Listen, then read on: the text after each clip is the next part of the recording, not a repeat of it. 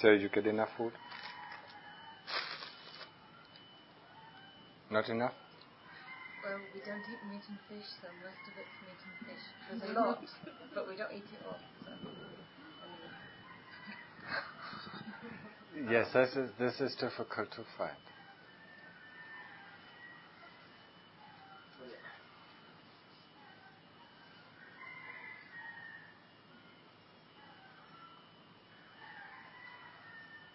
When I came here, I was a vegetarian, so I had to change. Or we just eat what it's getting in the bowl. Just like the Lord Buddha said, whatever is in the bowl, that's what you eat. One doesn't select this or one doesn't select that. It's a useful training.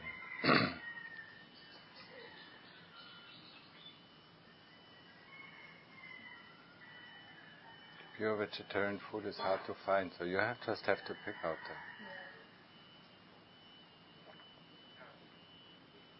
Sri Lanka, they also eat just vegetarian, no?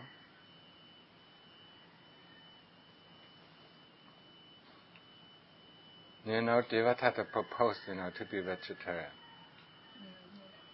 And to go in the forest. And you know who Devadatta was? Tried to kill the Buddha.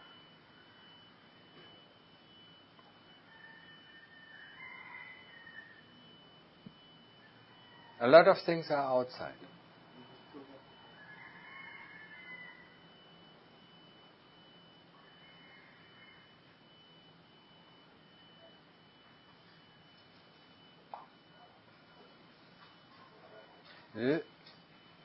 You are Christians, or most of you have been educated as Christians. And even Jesus said, it's not so important what goes into the mouth, but it's more important what goes out of the mouth. That's where the problem is. Whatever we do, whatever we think, and whatever we speak. And speaking is the most difficult task to get some mindfulness of. So when we talk to somebody, we suddenly are completely occupied with just talking, without being able to have some mindfulness of what we are talking about, or why we are doing this, or why we are saying this, or why we are defending ourselves. It's going so fast, extremely fast. And one can do a lot of harm. Not only harm to others, but harm to oneself as well.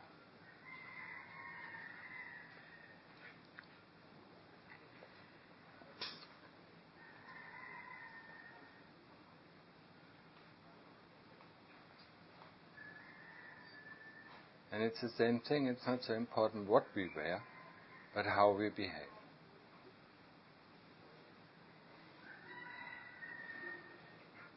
Don't come like to Tanachang.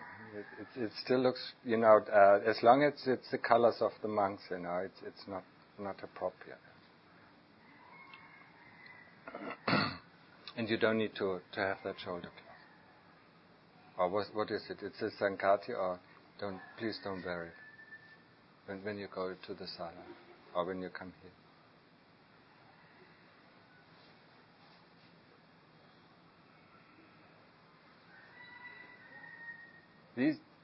These things are really minor. The rules that we have. At least, I can only talk from the rules of the monks. Every one of them. Even the lesser one. The Lord Buddha has thought up or proposed to reduce the impact of the world or the senses of the world on us. Not to get us into the habit of lay people. Because just putting on a robe doesn't mean that a lay person has ordained, or that that we have changed our inner attitude. We have made a decision the moment we put on the rope. Yes, we want to put on the rope, and that's it. We make so many decisions a day, a year. It's one of the decisions. To become one means ordaining the kilesas as well. And that is the tough thing. This is the tough part. And if you remember what I last said, most problems start with our conceit, with our views and our opinions, what should and what should not. In Europe we have a nice saying, when you go to Rome, do like the Romans. Don't stick out.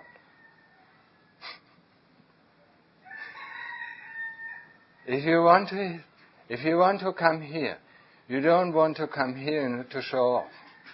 You want to come here to learn Dhamma. This is the important thing. To learn the Dhamma. To learn the Dhamma from a renowned teacher, like Thanachan Mahaprabhu. A teacher that we all know has gone to enlightenment. Has done with the kilesas, has done with avijja. And he kindly teaches now for 50 years. Over 50 years. He teaches the path to his pupils or to his students for over 50 years. And he tries to put up the monastery in a way that it doesn't collide with the outside world, but doesn't collide with the Dhamma. So that every step that is taken in the monastery, every action that is done in the monastery is in line with the Dhamma. He says the work of the recluse or the work of the samana is the work of walking Chomkrom and sitting in samadhi. This is the only work. The other things, the other activities that need to be done are reduced to the minimum. To the absolute minimum. And if they are done quickly, they are done mindfully and quietly. That's what his teaching is. And doesn't get in the habit, while doing the chores, to start talking with this person or that person, or arguing about this or arguing about that. And just does it quietly. One looks what the others for sweeping, one looks where the others sweep, and one doesn't get into the way. One needs mindfulness all the time. But he says these activities are not actually practice. They need to be done, and I have done my best, as he said. I have done my best to reduce them to the minimum of amount. So when you see what happens in the morning, when the bhikkhus go on arm round, they do not just walk slowly, they just walk very quickly. And when they distribute the food, they do that very quickly as well. And when they eat, it's more than quickly. It's very difficult to eat within that time, your full amount. If you can eat 50%, then it's much. Most of the time it's 30% or 40% of food. Because the time is limited. You don't have the time, and the reason is not to eat quickly because it's healthy, but to eat quickly so that the kilesas cannot choose this kind of food or choose that kind of food. We also don't eat with a spoon. I think you've noticed. And it's all these things are helpful for the Dhamma. You can't eat the expensive thing. You just eat to get full. That's the only purpose of eating.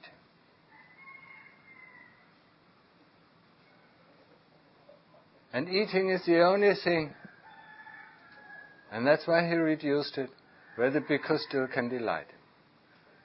where the practitioners or where the samaneras can still delight. So, it's the most point of our attention as practitioners to put our attention on the food. What goes in? Not to indulge into the food. Oh, this is nice or that is nice. Just being mindful, this is this kind of taste. It's salty, or it's hot, or it's spicy, or it's cold, or it's soft. This is the thing that we should do. We should be mindful from the moment we open our eyes to the moment we close our eyes. Mindfulness should pervade in all our activities,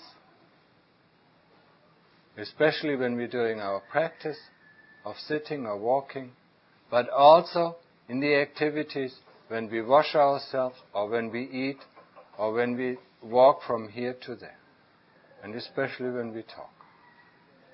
Normally we do not talk only if there's a reason to talk, and there are very little reasons to talk.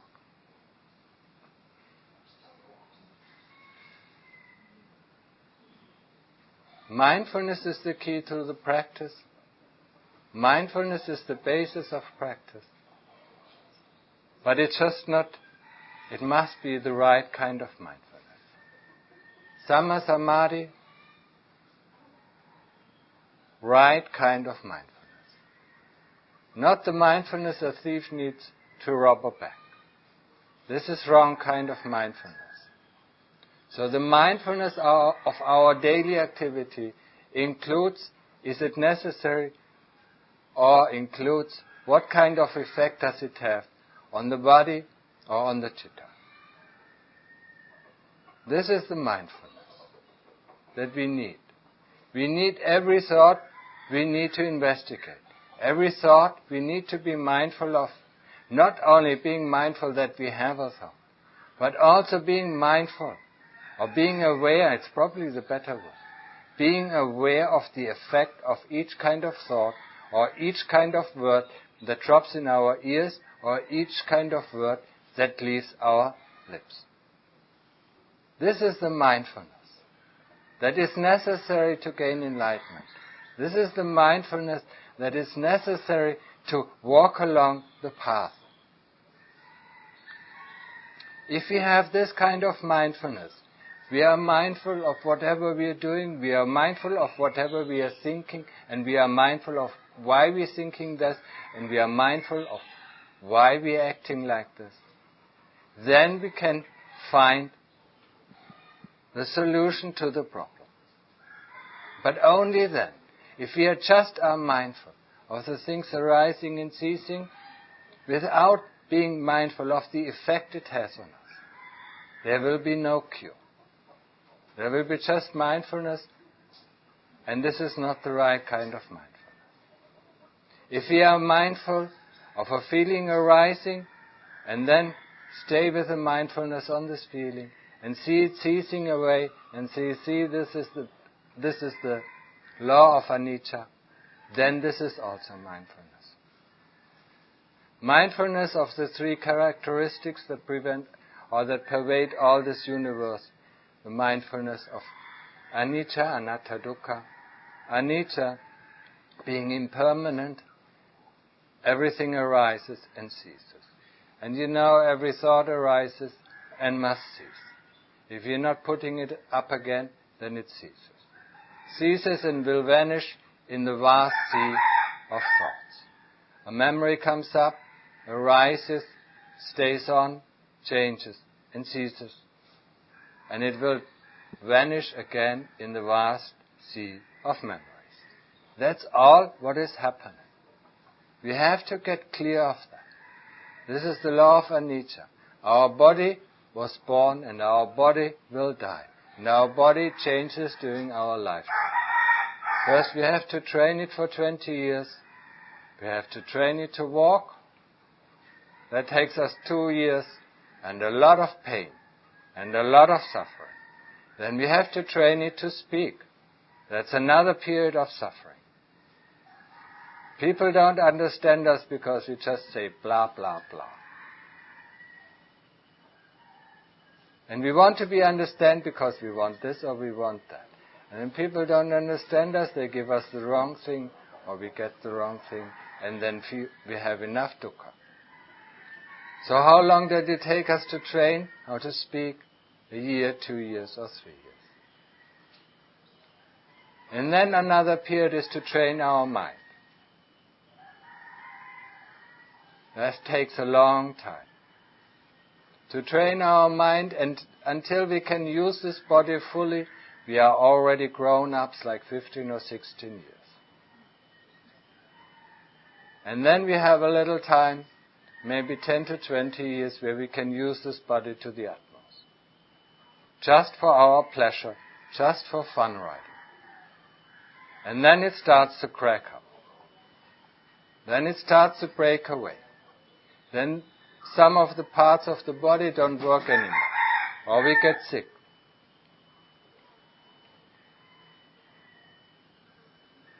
Until the end we have to die.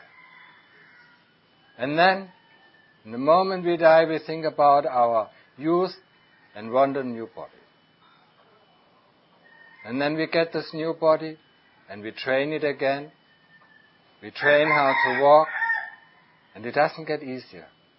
From birth to birth, it doesn't get easier.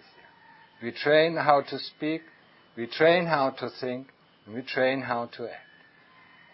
And that takes another 15 years until we are completely able to use this body to the fullest. And then another 20 years and another 40 years of breaking up again. Then dying again. Think about this very clearly.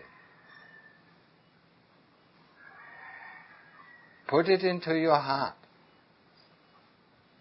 You've done this, or we've done this, for such a long time. Not only for one birth, not only for 100 births, not only for 1 million births. We have done it for so many million or billions of births. One time being a human, one time being an animal, one time being in the hell, one time being in the heaven. It's a roller coaster of life. Slow is the way up, and fast is the way down. Up is heaven, and down is hell. And it's not so that we can, if we do a lot of good karma in this life, and we have done a lot of bad karma in the last life, it's not that we can erase our bad karma. Bad karma is there and just waits until it's ripe, and then it will show its fruit. So it doesn't matter, how good we are in this life, it still could happen because of the very bad karma we have done in our previous life, that this will pull us down. Or we go first to heaven, and after heaven, like Tanaja Mahabua saw within his own birth, he immediately went from heaven down to hell. And that is a big change. And then he went back up in heaven. Because this kind of karma that we have sown needs to be reaped. And that if it's good karma, then it needs to be reaped either in the heavenly realms or in the human realms or in the upper realms. And if it's bad karma, it needs to be reaped, and then we need to go down. And that's why it's a roller coaster. There's no end. Now look at the wagons in the roller coaster. When they go up, they go down, and they go up and they go down, and they go up and then they go down. And we think it's such a lot of fun.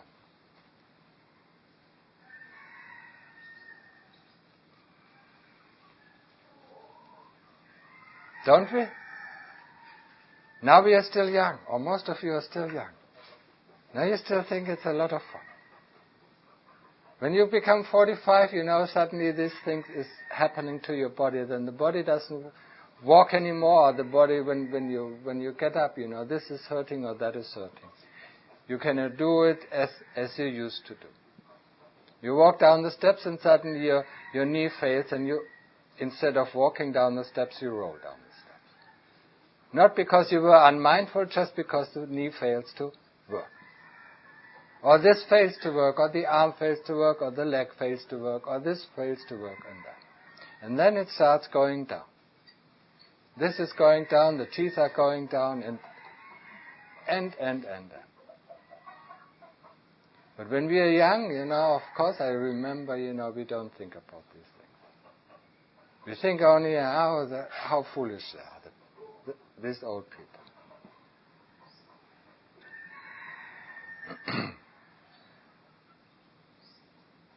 So how long do we want to do this?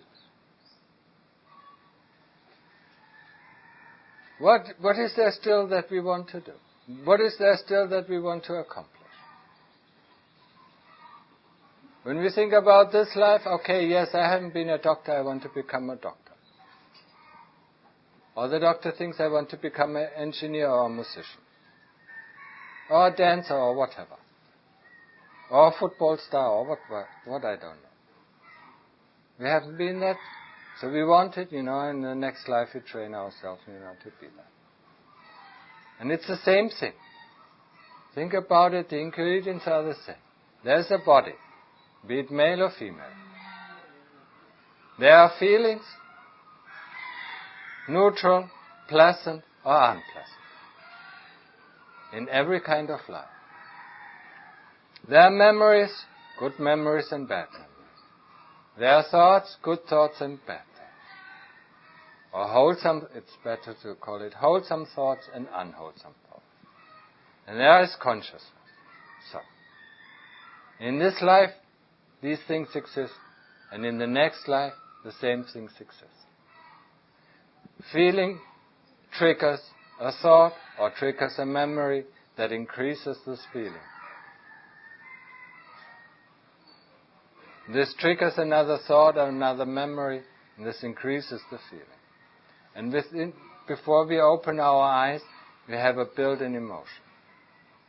So strong that we think we can't even handle it. Not knowing that we are the ones who produced it. Just by letting it go. If you don't hold the snowball at the top of the mountain, it will become an avalanche. But if you can stop it at the top of the mountain, it won't go down. And first and most of all, it won't be able to kill you. Normally, the little snowballs that we see and think, oh, I don't care, it doesn't matter. That matters the most. Who is telling us this doesn't matter? The kilesas are telling us this doesn't matter. And this doesn't matter, and that is not so important, and that is not so important. But what is really not important, that is the utmost important thing for the kilesas. This we should do. That we should do.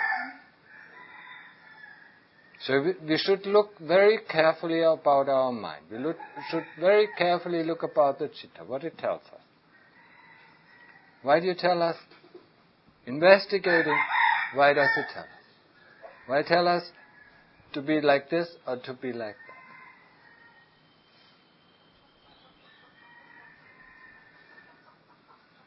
So for a monk or for an ordained person, the Vinaya or the rules of the monk are very good help. They are the utmost help for the monk. Constantly has to train himself, is this allowed or is this not allowed? Is this against one of the rules or is this against another rule? Or is this within the rules or is this at the borderline of the rules? If it is at the borderline, we don't do it. So whatever he does, if he sits and gets up, and then he suddenly feels dirty, when he has to drink, then he has to sit down back again. Because it's not allowed for a monk to drink while he's standing. So these are all the rules, to help us get in touch with what we are actually doing. We have forgotten so many things. We think we are doing things. We think we are extremely mindful when we're walking from here to there. But instead of being mindful, we just think, see how mindful you are. I'm walking. But that has nothing to do with mindfulness. Mindfulness, awareness is just aware. Not thinking. It's just aware of the process of walking. Then we are really mindful. But if I think I'm walking, see how beautiful mindfully I'm walking. That has nothing to do with mindfulness. Mindfulness is awareness of the process, of what is going on right now. And thinking is a thought process that normally coincides with or collides with awareness. Understand that. It's the rules, that make it easier for a monk to train mindfulness. Before I became a monk, I didn't thought that it was necessary. But after I've become a monk, I saw it's the beauty of the rules. They're so beautiful laid out, just to keep us mindfully all the time. Am I doing this right? How should I... all the rules, that prevent us getting into contact with this world. Preventing us to stir up trouble within our own hearts. Like the phones. You have a phone, and you call up this person and call up that person. And it stirs up immediate problem. Newspapers, radio, and so on. It doesn't matter if we know what is happening in the world, we can't change it anyway.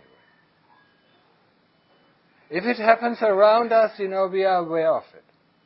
That's all what we need. Why do you need to know, if that there's a war? If our mother or if our parents died or if our brothers and sisters died, they will have died anyway. We can't help them. But if they are close to us and we see them dying, then this is a completely different subject.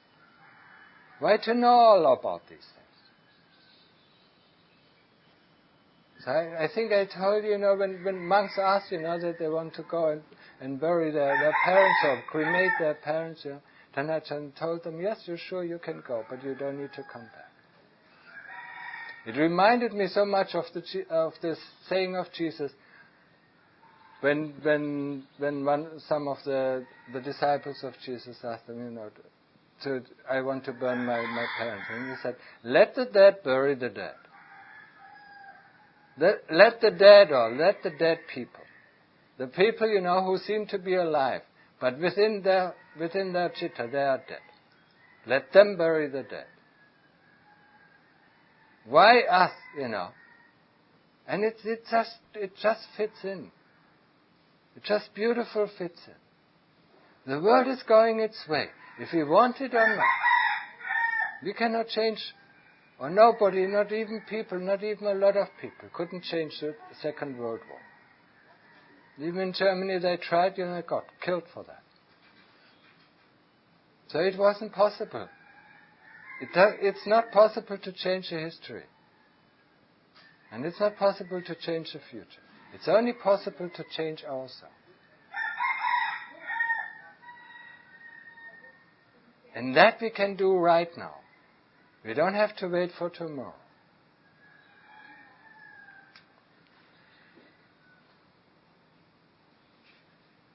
So don't look so much at the outside. Look much more at the inside. What does it mean? When you have the rules, when you have your rules, when we have our rules, then we look at the inside. What does it mean?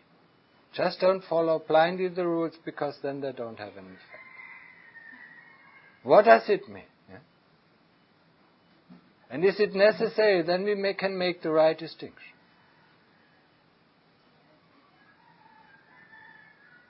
And then we can make the right decision.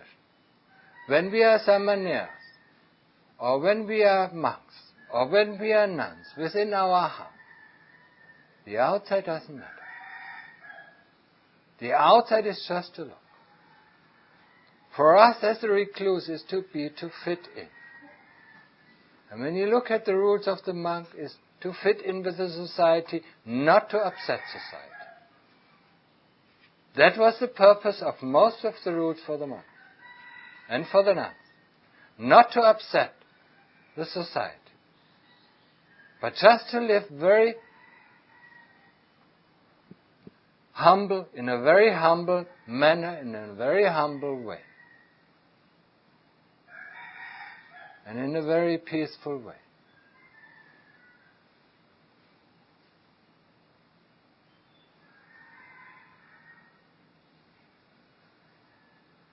But of course we are used to do that.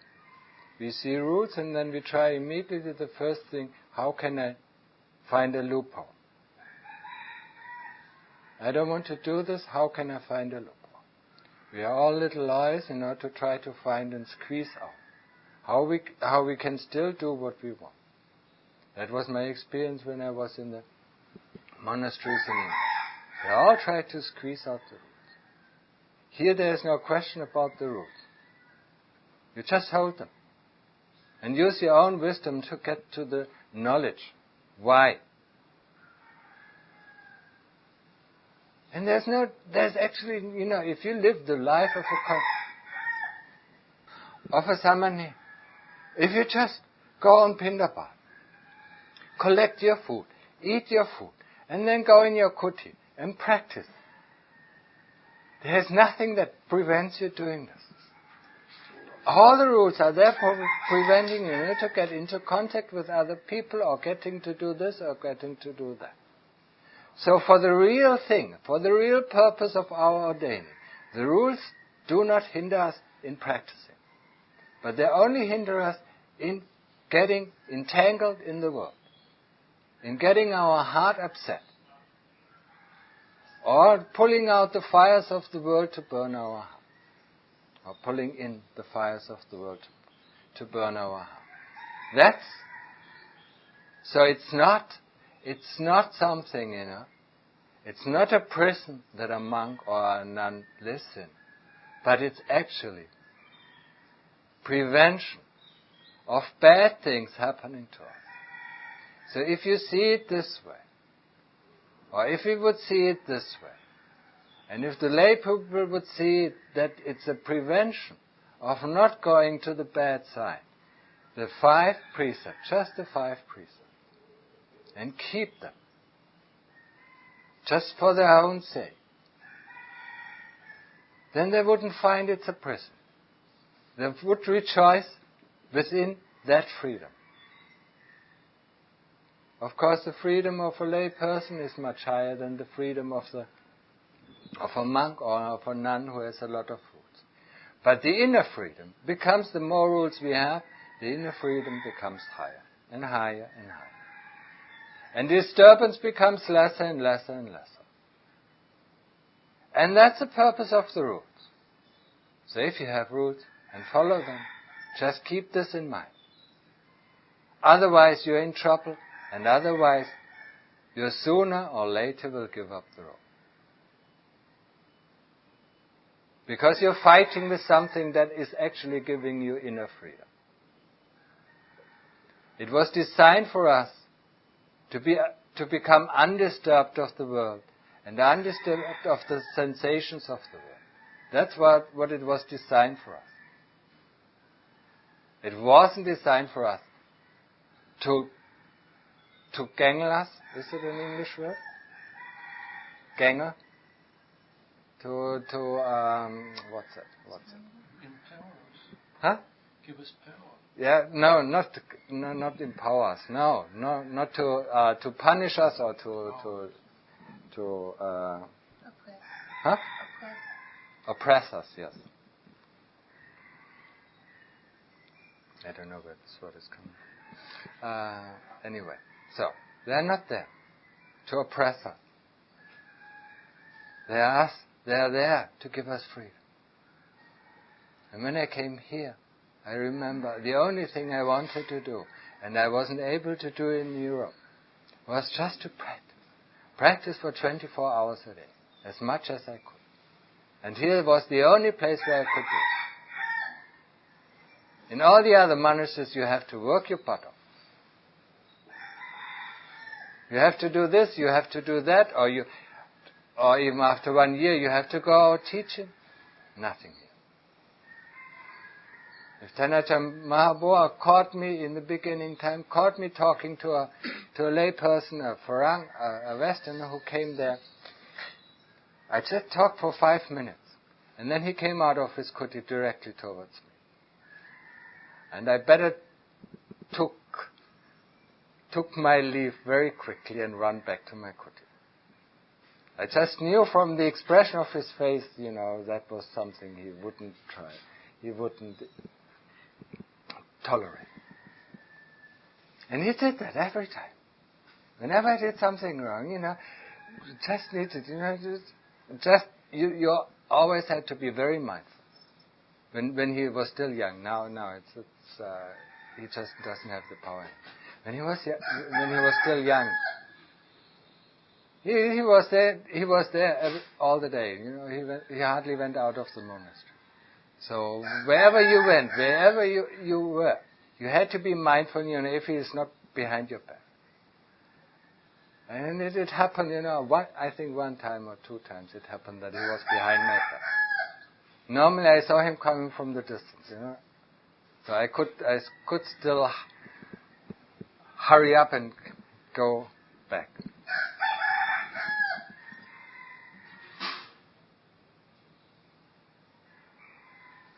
So this is the kind of training. This is the kind of training that is very helpful.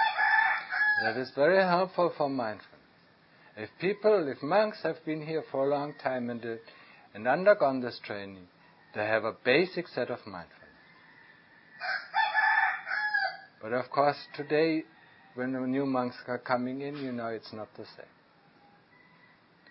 When you see Tanacha Mahaboa 6 years ago, he still was walking, very, very quickly. And now he doesn't have the power anymore. He's just falling apart, Amazing how he can keep himself together. But at that time, he was so quick. You really had to be very mindful. Especially if you were not sure of if this is proper or not. He told you immediately that this wasn't proper. For instance, washing your robes at the improper times. You just started, and then and then he came. It's not the proper time, in the morning to wash your robe. You can wash them, after the meal, or you can wash them after the midday drink, or that's the proper time. The proper time is, to sit in samadhi and walk chokra. So when he walked around and made his course around the monastery 3 times a day, and if he didn't catch you there at your kuti for 3 times, one after the other, then you know that you could go. You could leave the monastery. Because he only encouraged people to come here, or allowed people to stay here, if they are practicing. That was the only reason. Not the reason that they were advanced in their practice or not advanced in their practice, that wasn't the reason. The reason, if they wanted to come to practice. And then he sometimes asked the monk or asked the lay people, how long have you been here? And then the lay people, the monk said, I've been here 3 weeks. It's enough, you can go. Because within the 3 weeks, he hasn't improved his practice. That means he didn't practice. Or within the 3 years, he's gone stay with his practice, so he could go. So there was a constant pressure, on doing the practice.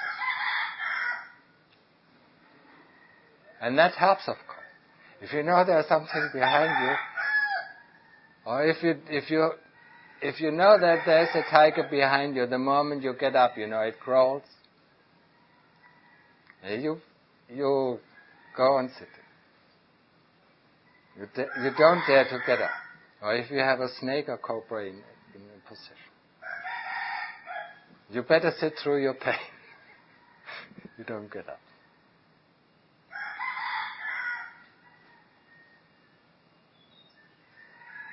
And this kind of practice, this kind of pressure behind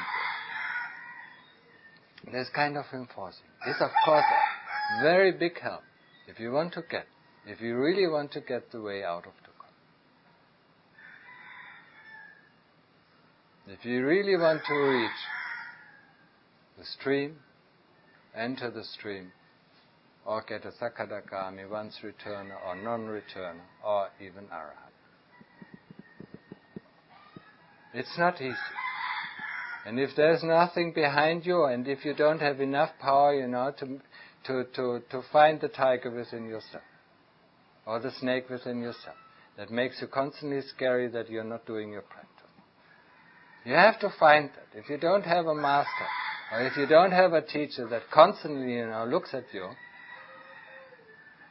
watches over you, then you have to find the teacher within your own heart. Or the tiger, that makes you scary. I didn't do enough practice today. Or why did why I don't get up so early? It's too early. It's much too early. There should be always this tiger warning us, that we've done too little practice. And then we will have a smooth way.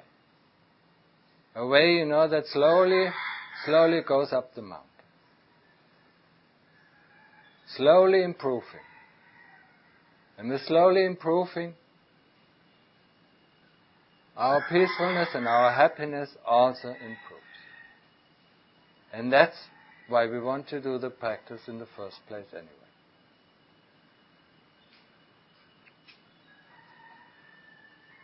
We want to overcome the three fetters. The first three fetters that bind us to this realm of rebirth. The first three fetters are doubt. Doubt that there is heaven, doubt that there is hell. Doubt that there is karma, doubt that there is result of karma.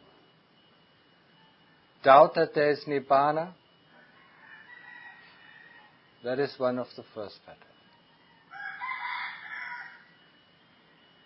Doubt that there is a way leading out of dukkha.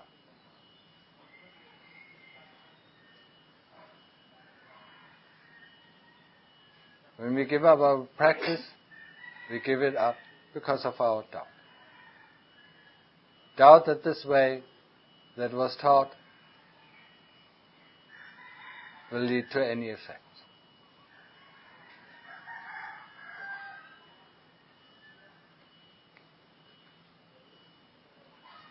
What is the second fetter?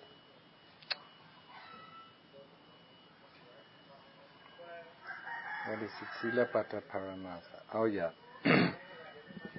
It's fiddling with the roots. Today or now I take on the roots, and the next moment I do not keep the roots or the precepts. This is the second fetter. And it holds for lay people, and it holds for monks and nuns. Just keep them. Don't worry. Just keep them, as I explained before. They give us the utmost freedom that we can have within our state. If we are monks, then it's a freedom for the monks.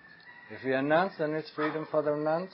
And if it's a precepts, if we are lay people, then it's a freedom for the lay people. Just, when you take them on, just take them on. And that's it. There's no question about it. Now there's an exception. There is no exception. And that is the second fetter. Because now we want something and say, oh yeah, it doesn't matter. It doesn't matter. It doesn't matter is the speech of the kilesas, is the words of the kilesas. Of course it does matter a lot. Because now then we feel guilty. Oh, I should have done it, so I will keep it from now. And the next day we forget all our good intentions and do the same thing again. So keep the precepts. Do not doubt that there is hell and there is heaven. not only is hell in our hearts or in our chitta, but there are distinct places where beings are in hell and beings are in heaven. That there is karma. Whatever we think, whatever we say, and whatever we do will have effect.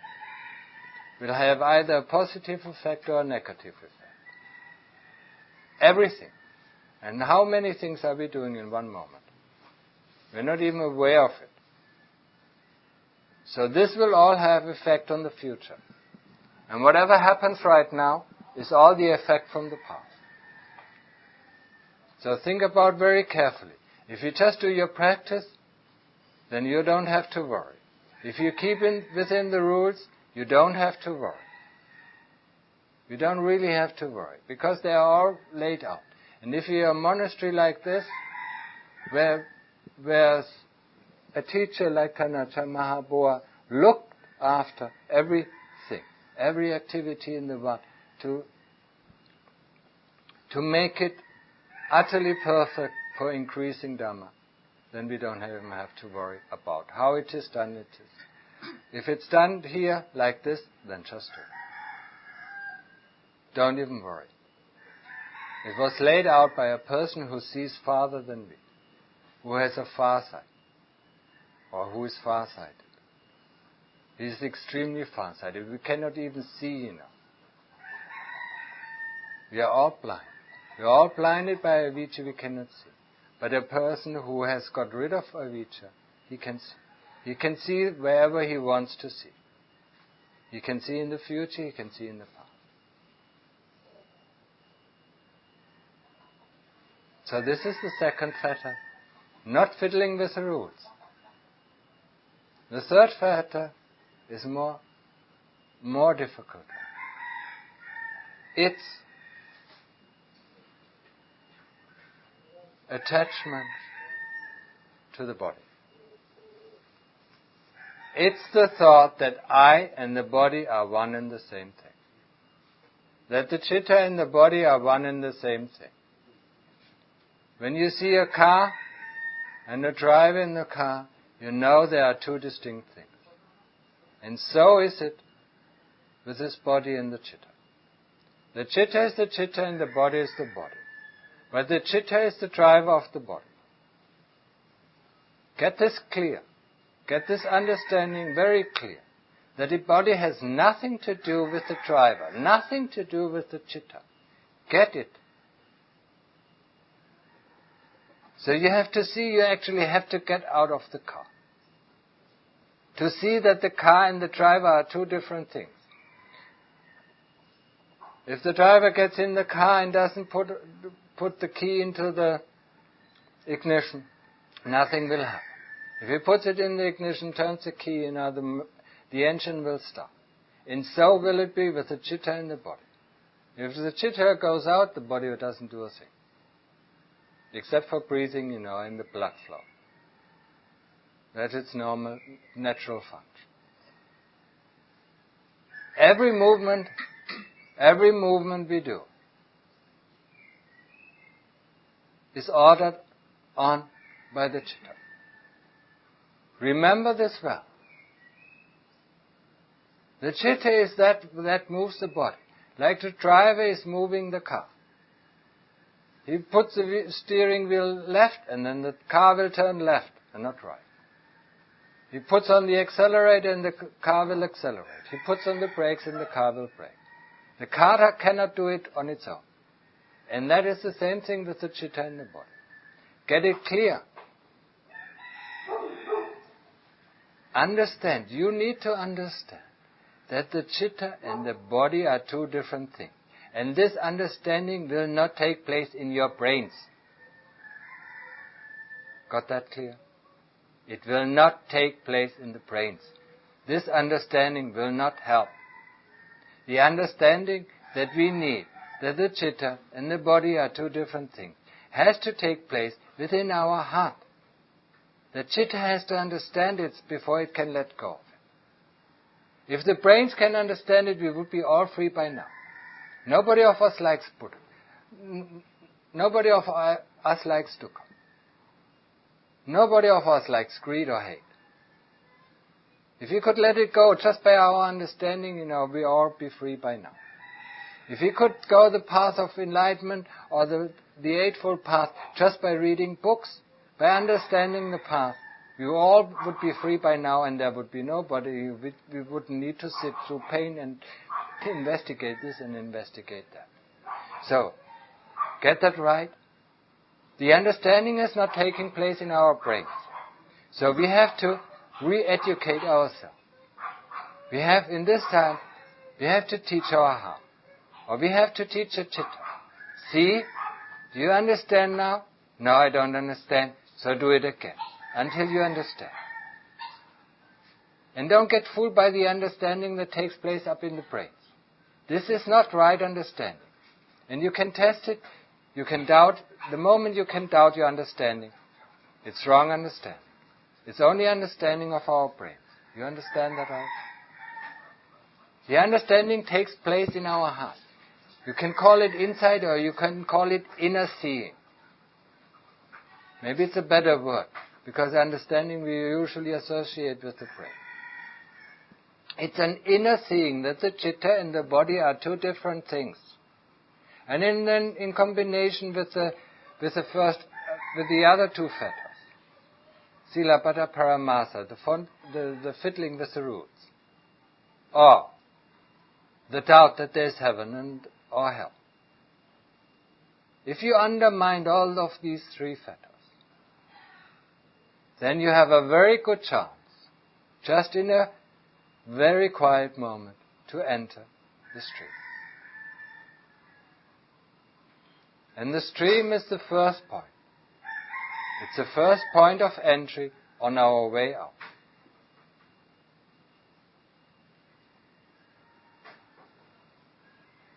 Interesting enough, in this tradition nobody talks about stream entry, nobody talks about Sakadaka. The first stage of Arya Sat is the stage of Anagami. It's never even mentioned. And sometimes Ajahn Mahaprabhu in some of his talks he said, there are four kinds of trash. The first kind of trash is the worldling. The second trash is the Sodapanna. The third trash is the Sakadagami. And the fourth trash is the Anagami. Compared to the Arahant, they are all trash. But some of them, the Arya trash, is the recyclable trash. It's the usable trash. One can use to go on.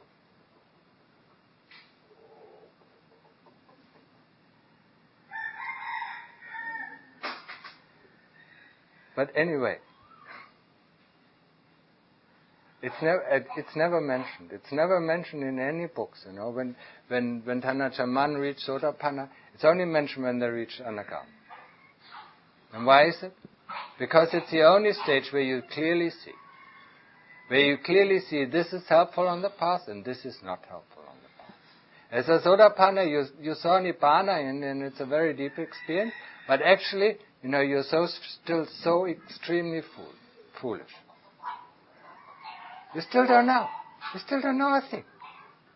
Why can a Sodapanna be reborn, and have a family and have kids? Have this profession or that profession if he wouldn't be foolish in the sense of the word. So, that's why these things are not mentioned. And that what is mentioned is Anagami. Because it's the non-return. It's the one who has gone beyond greed and hate. And greed and hate are important. Are extremely important. And they are all rooted in this body. So the work of understanding that the chitta and the body are two different things, as I explained last time, with the Asubha practice, it's included. It's the understanding that will arise automatically. So it's not this part that I just talked about, but it's the whole part of understanding that the body is the pot and the earth of the plant of greed and hate. If we understand that clearly, Then we can go on to the stage of Anagami. Because greed and hate hasn't even been touched in the stage of a Sotapanna. Think about it. He's so foolish. He's so extremely foolish. He knows he has Dhamma within and it will guide him. But how long does it take him? 7 lives? 6 lives? 5 lives? 5 times going through this hell again? Going through birth, where you nearly die. Educating this body. And you know, every one of you, and especially in the West, you know, these times of youth are extremely difficult. Fighting with the parents, fighting with this, fighting with that. Learning to talk, learning to think, going and getting an education until you get your first job. Then it's getting easier. Then you get your own money and you get independent. But before, you're always dependent. So, and the Sotapanna still has all these. So he is recyclable trash, he still is trash. The worldling, of course, you know, it's useless. It's useless trash. You just have to bury it and to wait until it conforms and gets earth and air element and water element and fire element to build a new trash. Trash can.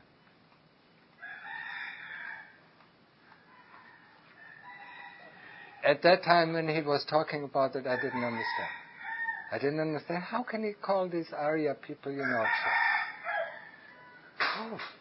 Yeah, so, you know, they are noble people. How can he call them trash? And he asked us after the talk, do you understand? You understand? Now I understand why he talks about it. Because they're still blind. They're still so blind to the truth. They're so blind to the truth that they don't see and do all the foolish things and all the wrong things. Ajaman, when he was getting to the stage of Anagami, or when he was finished, then at his time, you know, because there wasn't any teaching, because he really clearly saw, this is this and this is that. This leads to the path of enlightenment, and this is a hindrance on the path of enlightenment. Out of metta he was teaching his fellow bhikkhus. The Anagami is the first person, because greed and hate are like deep, thick blinds that blind our head. If greed and hate are gone, just the letter or higher fetters are there. So one can teach clearly. One sees the way clearly, one knows what is good, and one knows what is helpful, one knows what is wholesome, and one knows what is not wholesome. What leads to the way, and what doesn't lead to the way. One sees that very clearly, because greed and hate is gone. Any ambition has gone. The body has completely removed. When he dies, you know, he will not be reborn, neither in the heavenly realms, nor in the lower realms, nor in the human realms. There are only 5 upper or higher heavenly realms that are reserved for the Anagami, depending on his fetters. And the Anagami is the only one who develops or falls upwards and not falls backwards. Everybody else falls down, but he falls up. It's automatic. From that point on, it's automatic. The development is automatic. He doesn't even have to do it. He can do it in his sleep. But when one thinks about the time that it still takes, you know, if he doesn't do a thing, it still takes 50,000 years. Each of these realms, 10,000 years. Each of the fetters, 10,000 years. Getting rid.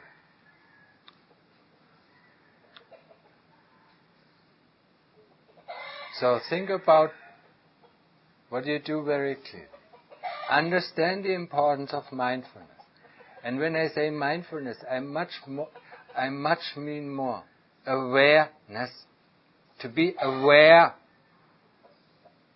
Mindfulness has sometimes I feel it's a wrong translation.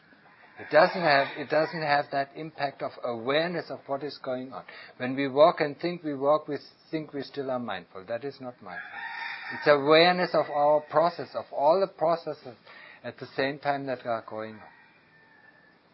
When we are aware of the body, just of the movement of the body, then we are aware, then we are actually mindful, then we have sati.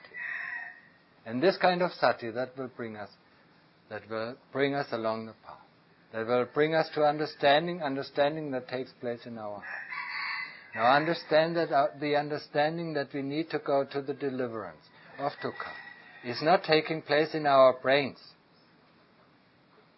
It's taking place in our heart or in our citta. So we have to train the citta. And that is a completely different training than training the mind. Understand? And about the rules, understand it, just keep them. They are there for your own freedom, for your inner freedom, not for the outer freedom. And if you haven't seen yet heavenly realms or hell realms, then just give it that they exist. We don't know? Of course we don't know. But don't doubt. And don't doubt that everything that happens to you right now is the result of your karma. Whatever you have done in the past, will present itself right now. Or in the future, even in the future. And whatever you do right now, in this very moment, this is going to determine your future.